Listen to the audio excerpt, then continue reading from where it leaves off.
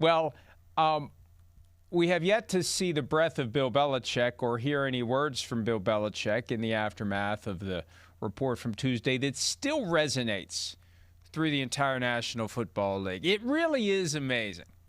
Now, this is the perfect slow week before the Super Bowl extravaganza story because there's really nothing else going on.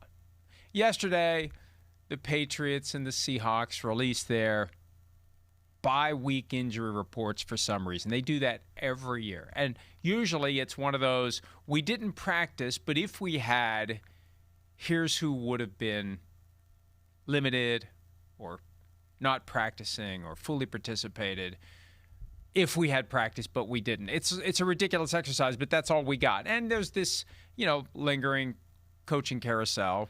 We'll talk about that later. Some coordinators need to be hired. Okay, fine. But there really isn't anything juicy but for the Bill Belichick Hall of Fame snub. And there are so many different things that we need to catch you up on since yesterday. I want to begin with the one that I think is the juiciest.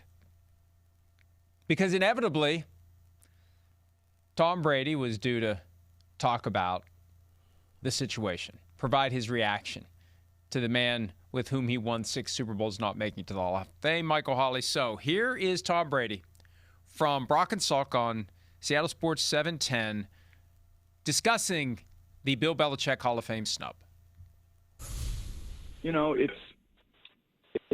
I just think that to me I don't understand it. I mean, I was with them every day.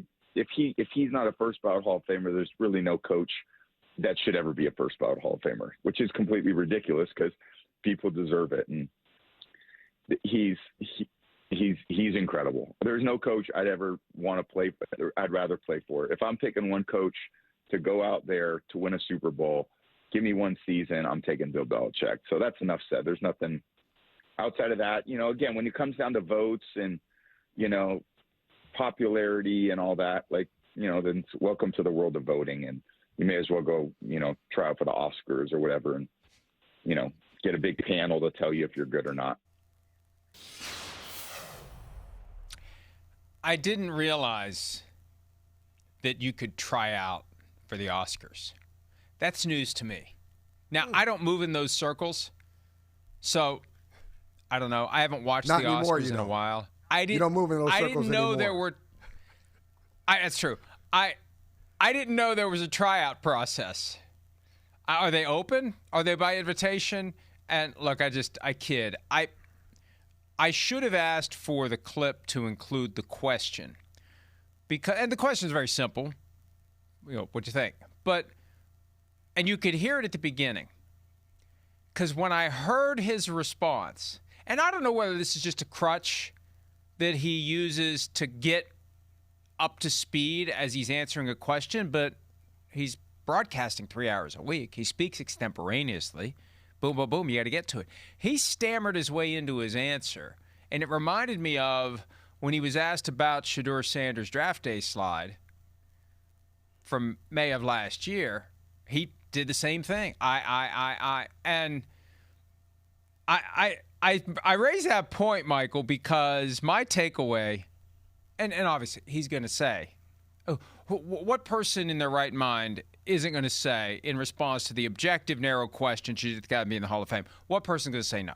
He's got to say yes. He won 6 Super Bowls with the guy. Okay, but if you go too far with your praise for Bill Belichick, you got a problem. You open a door. The team you partially own, the team with whom you are closely collaborating as it relates to GM John Spytek and the management of the football operation. Looking for a coach. If you heap too much praise on William Stephen Belichick, you invite the follow-up. So, when are you going to hire him?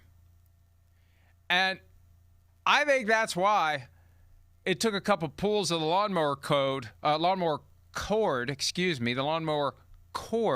didn't realize that was a tongue twister. Lawnmower cord, took a few pulls to get the brain to strike that balance. Because there's a balance there. And if you listen to him carefully, I think he tried to strike it. And even then, there was a possible, well, are you considering bringing him to the Raiders? And I went back and found the raw audio because all I saw was the clip. Initially, Albert Breer, I think, had posted just the clip with the answer. I went back and listened to the full thing, and I'm thinking maybe they asked him a follow-up, but they started yucking it up over something unreal. Like, this is like, and I'm not expecting 60 minutes. I mean, you know, the way 60 Minutes used to be. I'm not expecting that from Brock and Salk or anybody who's doing radio. You know, they scored this get with Tom Brady. They're not going to ask him tough questions. But I think that's a natural follow-up. If you feel that way, why aren't you considering him to be the head coach of the Raiders? It is. I think you're right. I think Tom Brady, and he did this as a player, but it's even more so now. He was always careful, always crafted, always thinking about how his answer will be received. So I've got to say it this way. He didn't have a lot of missteps, but he also didn't say a lot of things that were deeply interesting, quite frankly, as a player, because he was always just thinking about the exit strategy or how this could be perceived.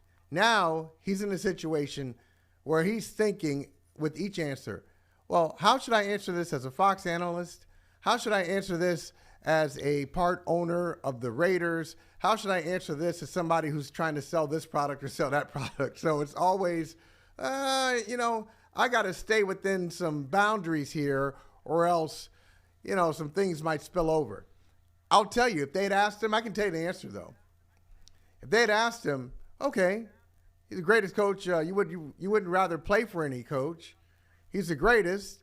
You partner with them on a podcast. He's part of that with you and Jim Gray and others. Why won't you hire him? The real answer, which he wouldn't give, but he should, is I loved playing for him. I can't work with him again, though. When we came to an end, it was time for our business relationship to end because it had reached its shelf life and beyond. As a matter of fact, it was probably on the shelf 2 or 3 years beyond its expiration date. We were going at each other's throats. He had one way of looking at football. I had another way of looking at football. I wanted to do my own thing. He wanted me to do it the way he wanted it done. Great respect for each other. We can't work together anymore. That's the real answer. And Mike, let me add this too. Here, one other thing. And I know maybe it's not fair, but Tom Brady already played his card with a certain type of coach or whoever hired Pete Carroll, Mark Davis, Tom Brady. Good point. You already hired 70-plus-year-old Pete Carroll. Just be honest. We talk about the ageism problem in the league. You hire 70-plus-year-old Pete Carroll. Now you're rebuilding. You got the first pick in the draft, and you got to come in with somebody who's 6 months younger, I think, and Bill Belichick, who's going to be 74 in April. I don't think you do that. It might be the first time in history an organization hires back-to-back 70-plus-year-old coaches. So if he was going to do that, he should have done it last year. That is an excellent point. And last year, there was a report at one point that the Raiders had reached out to inquire. There's a story behind that story. That was a favor, I believe, by Tom Brady to Bill Belichick at a time when he had nothing going on. And he was, yes, committed to North Carolina. The buyout was only $10 million a year ago. Now it's $1 million. It's just amazing. Hi, it's Mike Florio. Thanks for watching PFT on YouTube. Hit subscribe for the latest news and analysis from Pro Football Talk.